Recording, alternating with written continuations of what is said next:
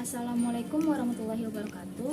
Hai teman-teman, perkenalkan nama saya Rusdina Dewi. Saya dari Fakultas Ilmu Pendidikan, Prodi Pendidikan Ekonomi kelas B semester 1. Video ini dibuat untuk memenuhi tugas UTS mata kuliah PPKN. Yuk langsung aja kita simak videonya.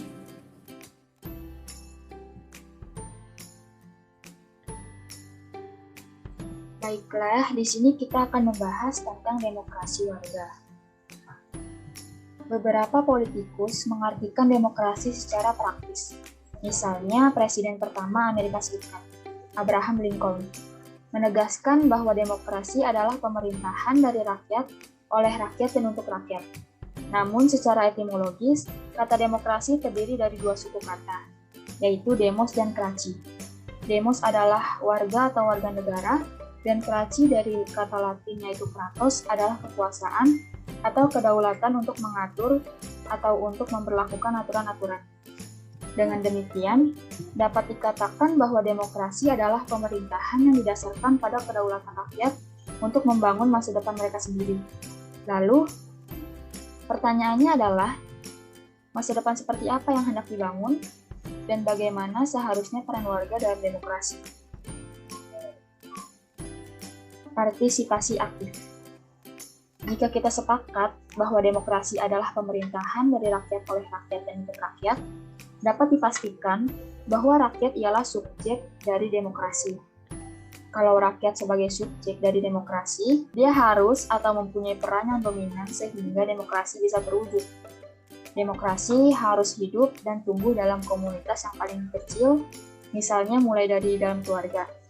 Setelah demokrasi tumbuh di setiap keluarga, dia bisa menyebar dalam komunitas kecil dan selanjutnya merambah kepada komunitas yang lebih besar. Selain itu, partisipasi warga dalam demokrasi akan tumbuh dengan baik manakala ditopang berbagai faktor. Salah satu faktor yang berpengaruh ialah pendidikan. Dalam demokrasi sangat mutlak dibutuhkan masyarakat komunikatif. Dalam masyarakat komunikatif, sangat dimungkinkan terjadi dialog antar warga untuk membicarakan kepentingan umum demi terwujudnya kesejahteraan bersama. Berdasarkan hak dan kewajiban warga negara, partisipasi politik aktif diharapkan dapat dilakukan masyarakat karena mencerminkan kesadaran dan kepercayaan politik secara penuh.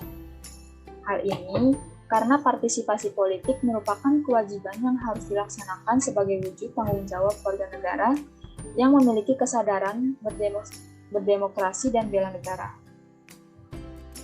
Warga dapat menampilkan perilaku politiknya yang mencerminkan pelaksanaan demokrasi tidak langsung, melalui penyampaian pendapat atau aspirasi baik secara lisan maupun tulisan, melalui lembaga perwakilan rakyat atau jalur-jalur lainnya seperti media massa, media sosial, dan sebagainya.